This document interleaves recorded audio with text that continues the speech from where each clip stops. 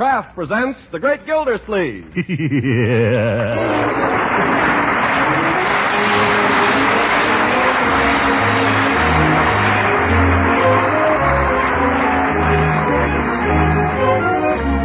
The Kraft Cheese Company will also bring you Bing Crosby every Thursday night. Present each week at this time Harold Perry as The Great Gildersleeve, written by John Whedon. We'll hear from The Great Gildersleeve in just a moment. What kind of appetites do you have in your family? Well, if they're the kind of appetites that have to be tempted, here's a suggestion. Get acquainted right away with Parquet Margarine, the delicious, wholesome spread for bread made by Kraft. Because the delicate, appetite-tempting flavor that makes Parquet Margarine such a delicious spread for bread makes it grand for cooking, too. Serve Parquet at the table, of course, at every meal, but keep it nearby when you're preparing meals as well. You see, Parquet seasons potatoes and all hot vegetables to the king's taste. You'll find cookies and cakes taste better made with Parquet because it adds its own delicate flavor to all baked foods. Parquet makes pan-fried foods tastier, too. And remember, you're adding extra nourishment to foods when you use Parquet Margarine. It's an excellent energy food that contains vitamin A. Best of all, Parquet is economical, so get some tomorrow. Just ask for Parquet, P-A-R-K-A-Y, Parquet Margarine, made by Kraft.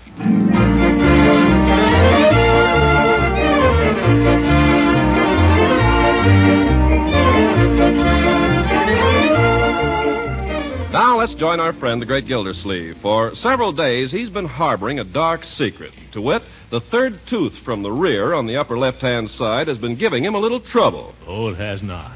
This morning, after lingering alone over a hearty breakfast, he rises from the table, saunters past the sideboard, sneaks a piece of taffy from the bonbon dish, pops it into his mouth, and... Ouch! Ooh. Gildersleeve, what's the trouble? You got toothache? No, Bertie, certainly not. I just happened to bite on something, that's all. Your tongue, maybe? Yeah, my tongue. Well, there's only one thing to do about a bad tooth. I know that, but I'd rather not be reminded of it. Oh, this don't hurt none. And anyway, I haven't got a bad tooth. What do you do, Bertie? Well, you got a penny? A what? A penny. Have you got a penny? Well, I have, but don't let it get around. The government might hear about it. All right, you take the penny and you put it in your mouth. Now, you put it next to the gum where the tooth hurts, and you keep it there for 2 days. Don't even take it out. But how do I eat? Well, you just eat around it. Eat around. And by the end of the second day, the penny will draw all the misery out of the tooth. Can you guarantee that? That's if the moon is right. But suppose it isn't. Well, then you still got the penny. And the toothache. Why wouldn't it be better just to break down and go to the dentist? Well, that's good, too. What's all this about dentist? Oh, I was just saying... Nothing, Marjorie, nothing. Bertie and I were just having a little discussion. Weren't we, Bertie? Yes, about people that don't take care of the teeth. Bertie. Well, I don't care. I don't care if I am a tattletale. When I know something's wrong with you, I ain't going to hide it. You're right, Bertie. You got to take care of yourself, Mr. Gildersleeve, and you got to take care of your teeth. Your teeth is my meal ticket. Come on, Uncle Mort. Which tooth is it? Marjorie, there's nothing whatever the matter with my tooth. I'm just a little aware of it, that's all. That settles it. You're going to the dentist. No, my You've dear. been putting it off and putting it off, and you're not going to put it off any longer. Oh, yes, I am. Oh, no, I'm not. I'm cornered. When did you go to the dentist last? Tell me. Well, it was very recently. It was? Yes, it was only... I thought so. No, it was even more recent than that. I remember it perfectly. I just don't remember the date. I'll bet you don't. Well, why should I? You asked Donald Nelson when he went to the dentist last. I bet he can't tell you either.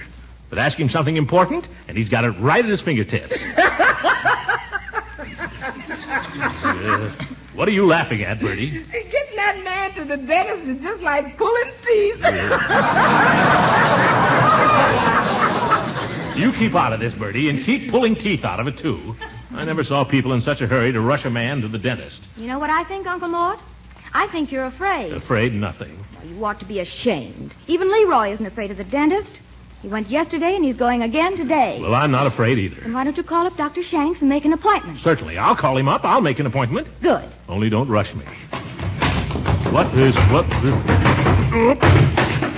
What's that? Just Leroy coming downstairs. Sounds like a barrel of potatoes. Leroy, can't you ever walk? Not now. I'm late for school. Goodbye. Leroy, ain't you going to take your lunch? Oop, almost forgot. Where is it? I'm just finishing it. Well, I gotta get going. Leroy, when was your appointment with the dentist? You would have to bring that up. It's this afternoon, 3:30. Would you be willing to let Uncle Mort go in your place? You mean let him go to the dentist instead of me? Yes. Would you mind if he took your appointment? Are you kidding? Now, Marjorie, I don't want to rob the boy of his... No, not at all. I'm glad to do it, glad to do it. What's the matter? You got a toothache? It's nothing but a slight twinge. Nothing for everybody to get so excited about. Oh, gee, that can be bad, though. You want to take care of that. No, my boy, it's more important for you to keep your appointment. Take care of your teeth when you're young, and they'll take care of you when... they'll take care of you. But, Uncle Mort, my tooth doesn't ache. That's funny. What? Now that you mention it, neither does mine. It stopped. What do you know about that? Much ado about nothing, huh? Uncle Mort? There's Judge Hooker. I'm riding on his A card today. My hat and coat. I've got to go. Goodbye, Marjorie. Goodbye, you big baby.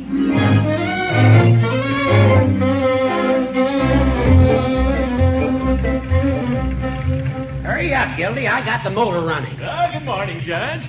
Well, this looks like a wonderful day, doesn't it? Never mind the salutations. This is costing me gas. Hop in.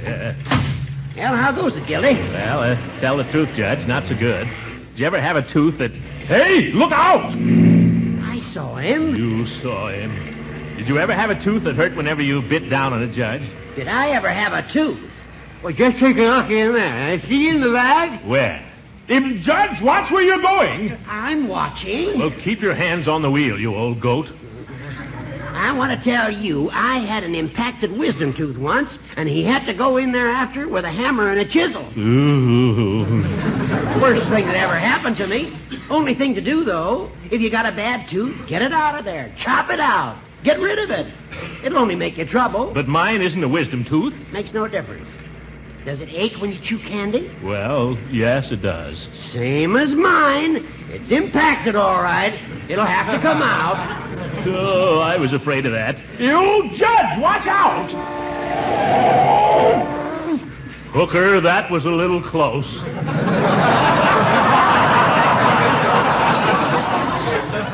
Listen, who's driving this car? I don't know. Is anybody driving it?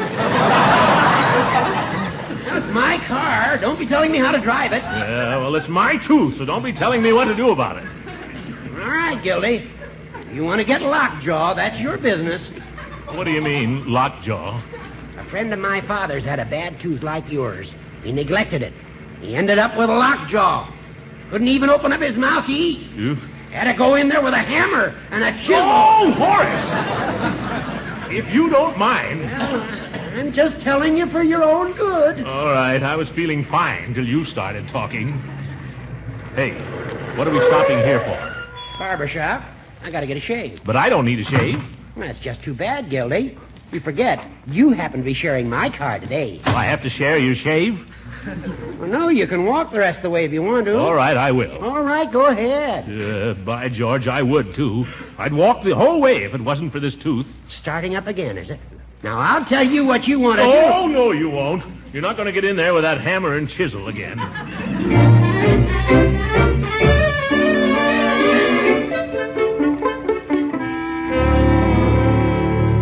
Make it a quick shave, Floyd. I got Gildersleeve waiting here. Oh, carpool, huh? How you been, Mr. Gildersleeve? Not so well, Floyd. Tooth's been bothering me. This one I have. Oh, yeah. Well, you think that's bad, huh? My wife's uncle had to have a tooth out last week. He lives 12 miles out of town, and all he's got is an A card. An A card, mind you. Is that fair? I'll leave it to you, Judge. Now, Floyd, what does your wife's uncle do for a living?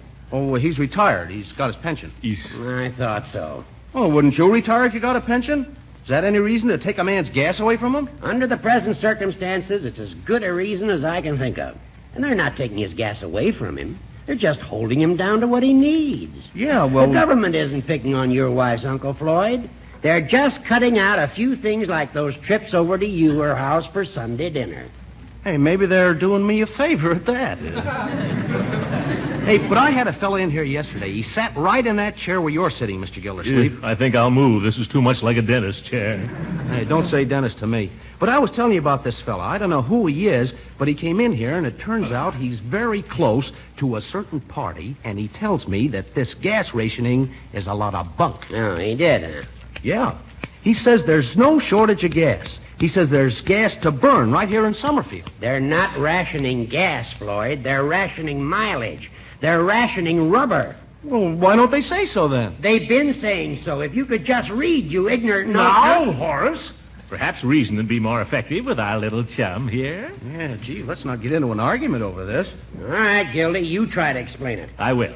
Now, Floyd, you say that gas rationing is the bunk. Well, that's what the fella told me. But, Floyd, do you know who controls most of the rubber in the world today? The Japs. 90% of it. That's right. That's right. And do you know how important rubber is? This whole country moves on rubber. Well, now, wait a minute. Trains don't. I've been on a train. You've been on it. I know, but the fact is that most of this country's traveling is not done on trains or trolleys or airplanes or buses. Oh, yeah? Yeah. Wait a minute. Here's a piece of paper I cut out. Look, 86% of the traveling done by Americans last year was in private automobiles. Is that a fact? That's why it's important to keep your car and my car going.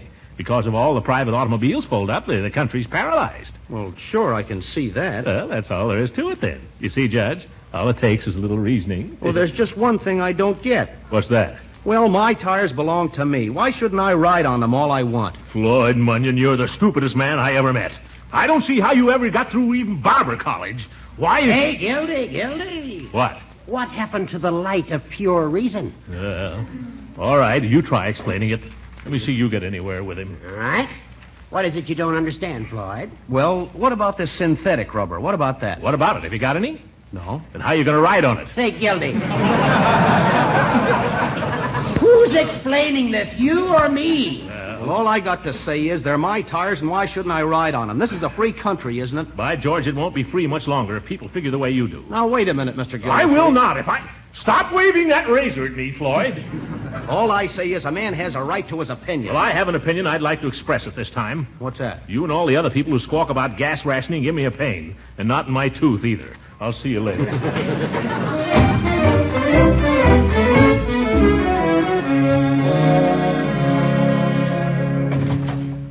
I'm sorry that I'm late, Miss Fitch.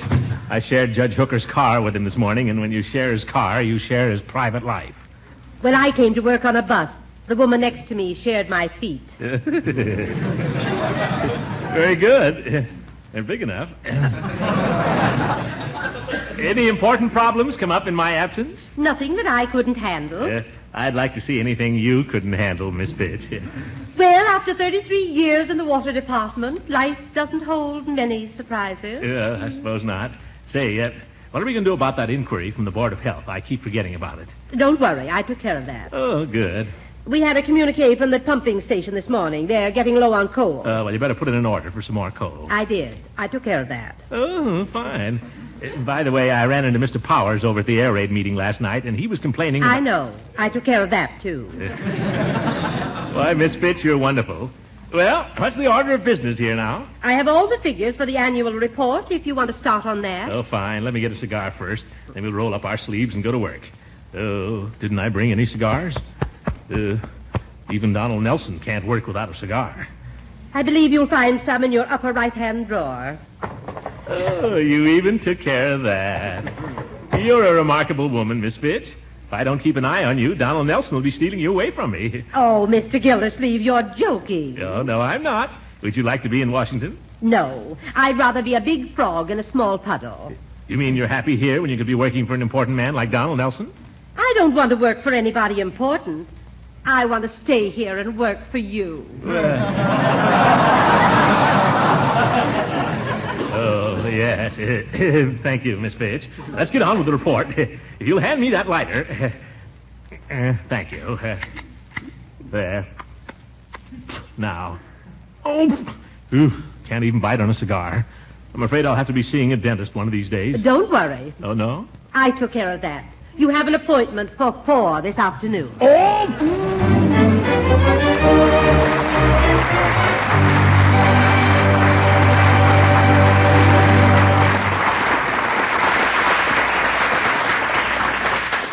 The Great Gildersleeve will be with us again in a few seconds.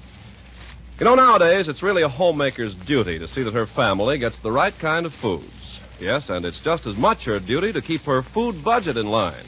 Well, there's one important food that helps you do both these jobs. And that food is economical Parquet margarine, the delicious, nutritious spread for bread made by Kraft. Parquet margarine is one of the kinds of foods that our government recommends for good nutrition. That's because it's so wholesome and nourishing. Actually, Parquet is one of the best energy foods you can serve. What's more, every pound of Parquet margarine contains 9,000 units of vitamin A, making it a really dependable source of this important vitamin the year round. Economical Parquet, you know, is widely known as the margarine that tastes so deliciously good. So why not start serving it to your family tomorrow? Yes, tomorrow, sure. Ask your food dealer for Parquet, Parkay. Parquet, the delicious vegetable margarine made by Kraft.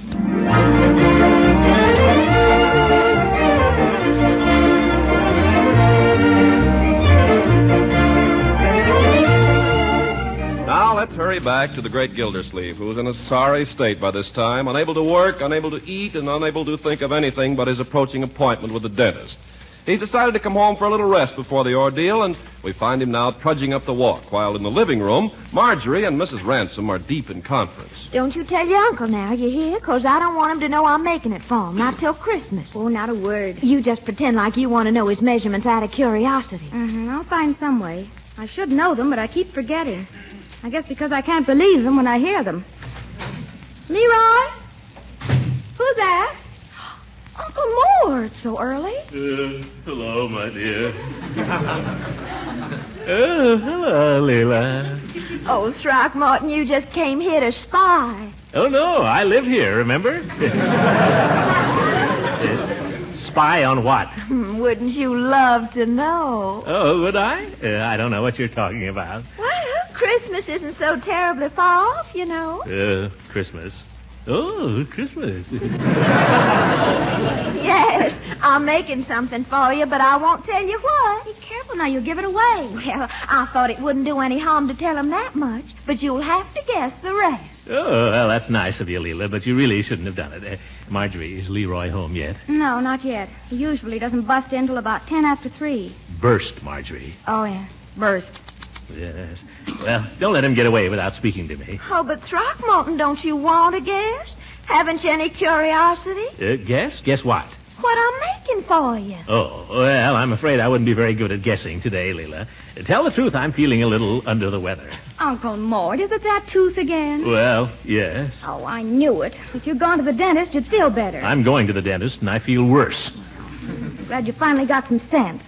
Now, why don't you just lie down here and rest till it's time to go? I think I will, if you don't mind. Yes, now I'll go get a hot water bottle. That may help. Lie down now, Throckmorton. That's right. Yeah. Poor boy. Got a nasty tooth. Lay your head down now, and I'll just kneel here and soothe your brow.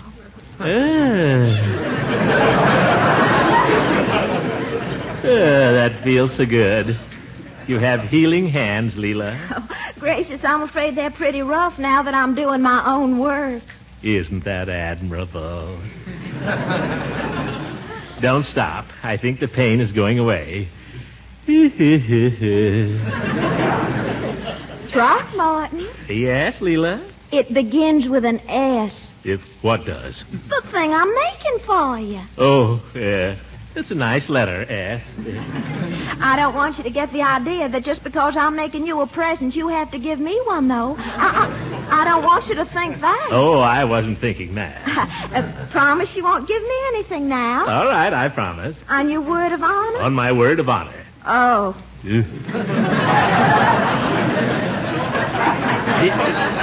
Don't go, Leila. Oh, I'm afraid I must. But, Leila. You don't even care enough about my present to guess what it is. I do, too. Let me see. S. S. Hot water bottle. Now put it on the side that aches. That may relieve it till the dentist gets at it. Marjorie, guess what? The most wonderful thing has happened. While you were out of the room, all of a sudden, the pain was gone. Oh, no, you don't. What do you mean? You're coming with me to the dentist. Oh, yes, you are. Don't worry, Throckmorton. You go to the dentist, and before you know it, bingo, it'll be all over. That's what I'm afraid of, that bingo.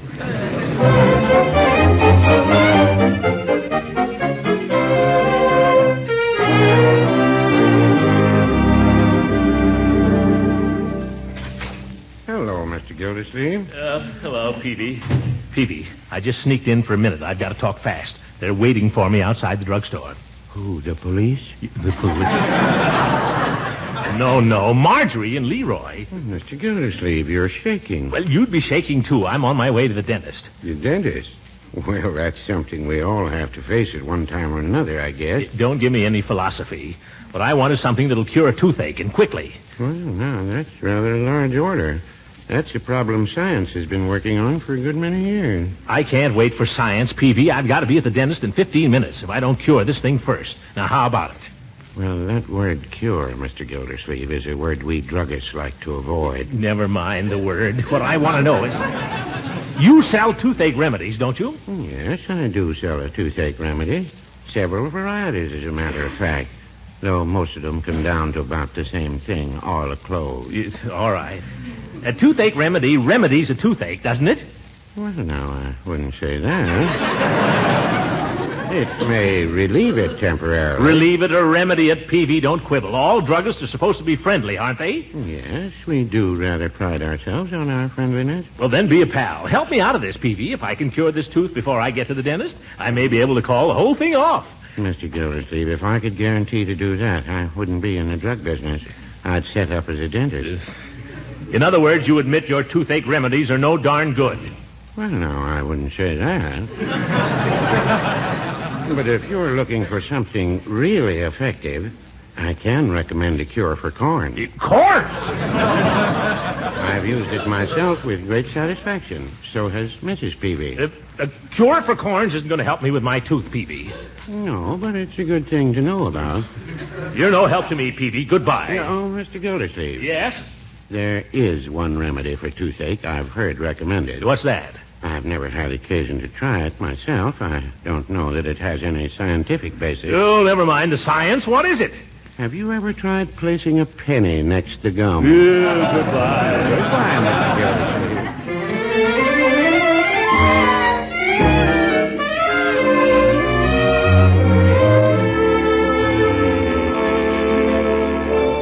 Wouldn't you think the doc could get some decent magazines in here? Not a comic book in the whole place. Be quiet, Leroy. Why? Who's dead? Leroy. What are you so nervous about, Unc? I'm not nervous.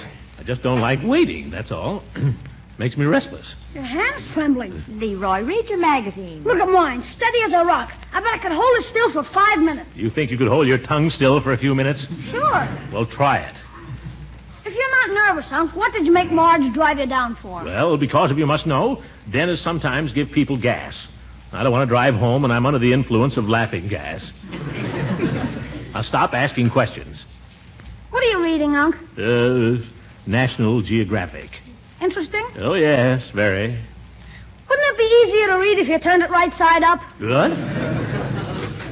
Dr. Shanks is ready now. After you, Unc. No, you go ahead, Leroy. Age before beauty. Leroy, you get in there. All right. Hello there, Mr. Gildersleeve. Oh, hello, Doctor. I won't keep this young man but a minute. Just finishing up with him. Oh, that's all right. No hurry. Take your time, Doc. They always tell you that, Marjorie. It won't take but a minute. It isn't going to hurt a bit. That poor kid's liable to be in there an hour. Oh, I don't think so. He hasn't got much left to do. I feel sorry for him, though, my dear. He puts up a big front, but underneath it, I'll bet he's scared to death. I don't believe Leroy has a nerve in his entire body. If he had, he couldn't stand the noises he makes. Well, there's something in that. Say, it's awfully quiet in there, isn't it? Is there anything strange about that? No, I just wonder what they're doing to him. Why don't you try not to think about it, Uncle Mort? Why don't you read your magazine? You suppose they could be giving him gas in there? Why do you keep worrying about gas? Dentists don't give gas all the time. Well, they never let you know when they're going to. They sneak up on you with it. Did you ever have gas? No, but I've heard all about it. Laughing gas. They sneak up behind you and clap one of those things over your face. Oh, Uncle Mort, that's old-fashioned. If you go to the dentist more often, you get rid of those ideas. You needn't try to make me feel good, my dear. I know what I'm in for. Just wish it wasn't so quiet, that's all. I could stand it if it wasn't so quiet. If somebody would just make a noise. All right, Mr. Gildersleeve. Uncle Mort, that's you. Me? Steady. Steady. What's the matter, Unc? You look as if you were going to the chair. I am. Well, Mr. Gildersleeve. Oh, hello, Doc. Long time no see, huh? How have you been? Just climb into the chair there and make yourself comfortable. Yeah, I've been pretty well, Doctor. Except for this little tooth of mine. Well, we'll get to the bottom of that. How's that new neighbor of yours that moved in there next door to you? Oh, Mrs. Ransom? Oh, she's fine. See much of her? Oh, we pass the time of day now and then. What's that? What's that, Doc? It's just my instruments, a few drills and whatnot. Whatnot? What's the matter? Why, you're perspiring. You're looking a little pale there. I am? Miss Mitchell, take that bottle there and give him a whiff, will you? Oh, no, you don't. Now, Mr. Gildersleeve, it's nothing to be afraid Take of. it away. Take it away, Doc. Breathe in, please. Here, take a breath. You can't fool me. I know what you're up to. Hold it under his nose. Now, breathe in. Here. Come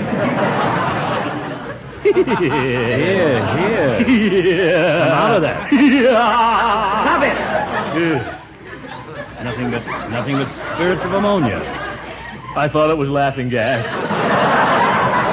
Laughing gas? I haven't given laughing gas in 20 years. Yeah. Now, let's have a look at that mouth of yours now. Yeah. It's a hard tooth on the upper left-hand side. Well, plenty of space in there. I see, Doc. That's very interesting. It is. You get a sharp pain when you bite down? Miss Mitchell, hand me those tweezers, will you? Well, Doc. Relax, man, relax. This isn't going to hurt. Where have I heard that before? Now, open your mouth. Okay. By the way, what did you have for dinner on Thanksgiving? Turkey. I thought so. There. There's the whole cause of your trouble. What's that? A little sliver of turkey bone lodged between your second and third molars. When you bit down on it, it jabbed your gum. That's all? That's all. There's nothing else the matter with my teeth? Not that I can see. That'll be $10, please.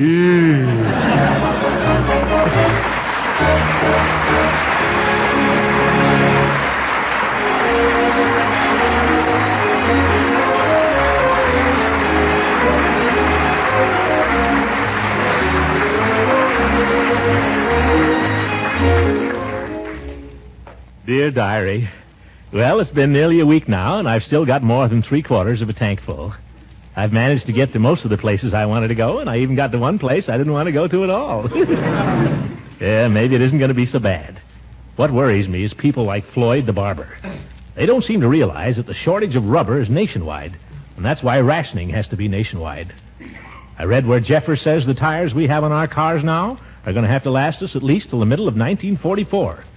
Of course, I don't know Jeffers personally, but Donald Nelson speaks well of him. Anyway, it strikes me that saving our tires is like saving money. Most of us can't do it unless we figure out a system that'll force us to.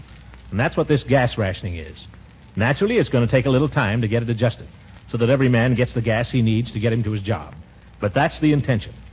So let's have a little patience and try to make this thing work, folks.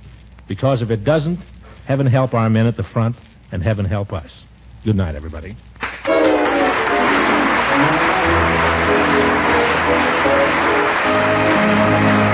Original music heard on this program was composed and conducted by Billy Mills. This is Ken Carpenter speaking for the Kraft Cheese Company and inviting you to tune in again next week for the further adventures of the Great Gildersleeve.